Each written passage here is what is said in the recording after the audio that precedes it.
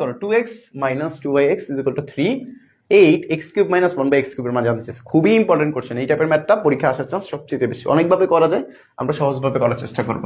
দেখো প্রথমত দেওয়া আছে কি, ওকে ওকে ওকে দেওয়া আছে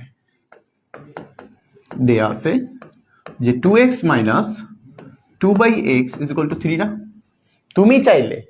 তুমি যদি চাও সেক্ষেত্রে দেখো তো এখানে কমন নেওয়া যায় না, আমরা কমন নিতে পারি। কমন কি নেওয়া যায়, 2 কমন নেওয়া যায়। আচ্ছা 2 কমন নিলে x minus 1 by x is equal to কত লেখা যায়, 3 লিখলাম।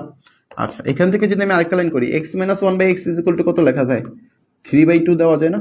ওকে 3/2 দেওয়া যায়, লিখে ফেলি। যা লেখা যায়, যা লিখতে মন চায় সব লিখে ফেলবেন। লিখে ফেললাম 3/2। এবার আসো ভদ্র মানুষের মতো কাজ করি। লেফট হ্যান্ড সাইড কি আছে, লেফট হ্যান্ড সাইড দেখতেছি কত, 8 x cube minus 1 by x cube। আচ্ছা এবার খেয়াল করতো 8 নিয়ে আমাদের কোনো কাজ নাই, 8 মনে করো নাই, আমাদের a cube minus b cube মান বের করতে বলছে। a cube minus b cube এর সূত্র কি, a minus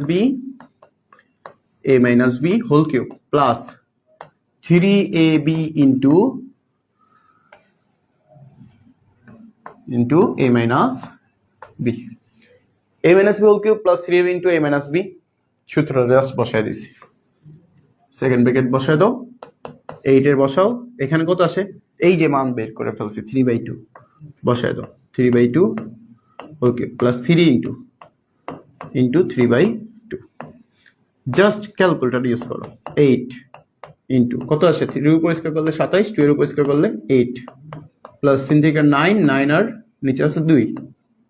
ওকে 8 ইন্টু কত আসে, 10 করলে 8 আসবে, উপরে কত আসে 27, যোগ কত আসবে 4